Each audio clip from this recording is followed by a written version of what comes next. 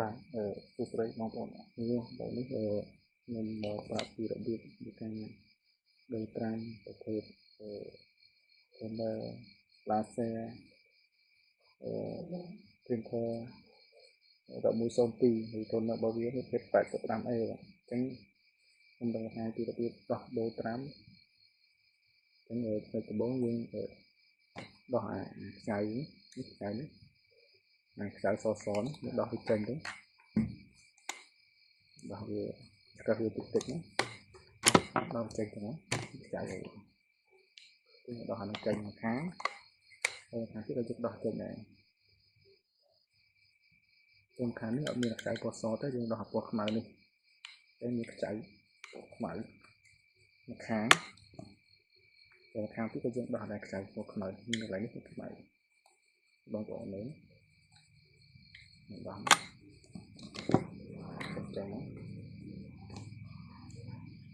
នេះគឺជាត្រាំបងប្អូនត្រាំពណ៌ខៀវយើងដូរទុកនេះមកដុំ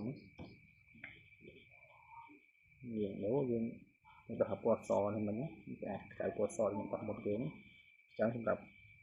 ដោះត្រាំដូរត្រាំយើងដូរដកវាចេញដកចាស់ចេញណា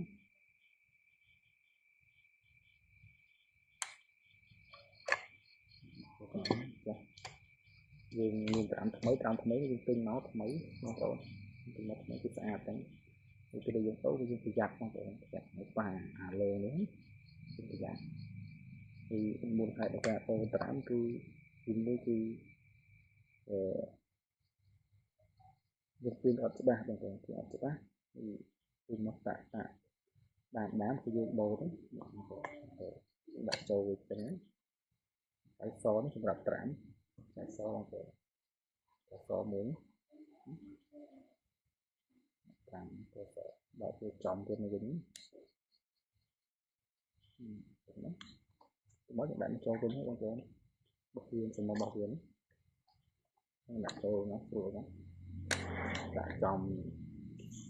ចៅដាក់ចំទៅចៅដាក់ចំទៅវិញណាចូលគិតមកយើងដាក់ខ្ចៅខ្មៅទៅវិញមកសងខាងមួយខាងមួយនេះខាងទៀតយើងដូរទៅប៉ុណ្ណឹងទៅចប់អញ្ចឹងយើងអាចត្រៀមបានល្អវិញហ្នឹង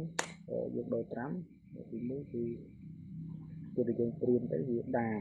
តាអត់ច្បាស់វាត្រូវដូរត្រាំចេញពីត្រាំនេះត្រាំចាស់មកវាចឹងយើងអាចទិញនៅក្រៅបានទិញតាមទីលក់បានគឺយកមកដូរមកយើងអាចទិញប្រើបានមួយរយៈពេល2ពេលទៀតដែររហូតដល់ធននឹងខូចទេចឹងប៉ុណ្ណឹងចប់ទៅបងប្អូន